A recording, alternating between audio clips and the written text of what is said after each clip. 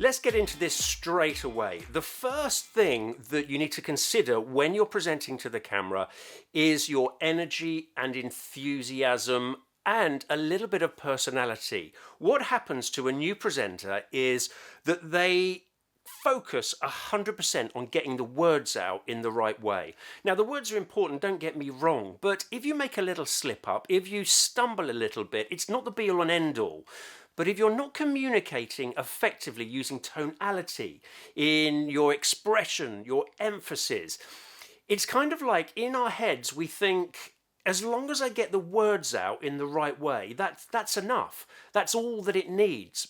But that's not right. This goes back actually to a study done in the 60s by a chap called Albert Mehrabian. He said, and this is a study that's been argued about, it's been adapted, and it's been misquoted by a lot of people, but let's just take a very basic look at it.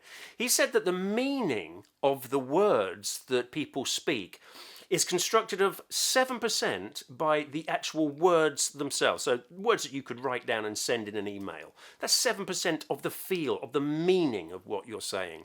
The next part is 38%. That's your tonality, your expression, emphasis, the rhythm, the speed of what you're saying. That conveys 38% of that underlying meaning of the words you're saying. And then by far the biggest part is visual. What are you doing with your hands and your facial expressions and all of those little minute little expressions that we have when we're talking to somebody?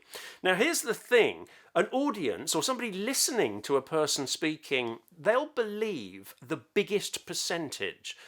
Just think about that for a moment. They believe the biggest percentage. As a new presenter, we're focused on the smallest percentage, which is the words, getting the words out in the right way. Those other areas bring the meaning. Now, what do I mean by that? Well, let me give you a little example here. I could say to somebody, it's really nice to meet you. And you might think that that sentence, it's really nice to meet you, was said with a bit of sincerity, and I genuinely meant it was nice to meet somebody. I could also say it like this. It's really nice to meet you. Exactly the same words, but very different meaning. Now, that meaning, as Albert Mehrabian said, is conveyed by tonality and facial expressions. How many times have you ever said, I don't believe a word that guy says? Well, how do you do it?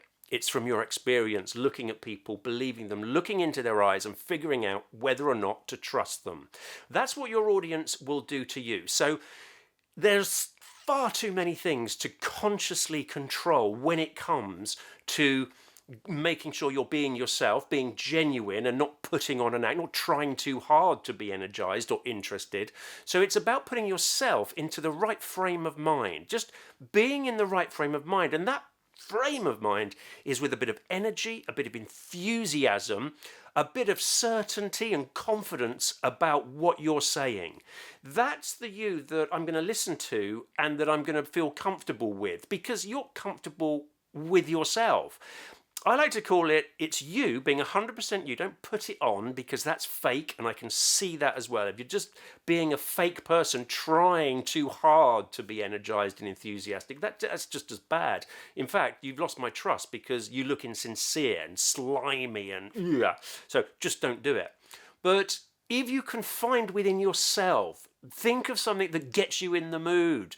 Jump up and down before you go on camera. Just take the weight of the world off your shoulders and make sure that you're well prepared so you know what you're saying, but have all that energy and excitement, enthusiasm about conveying that message effectively.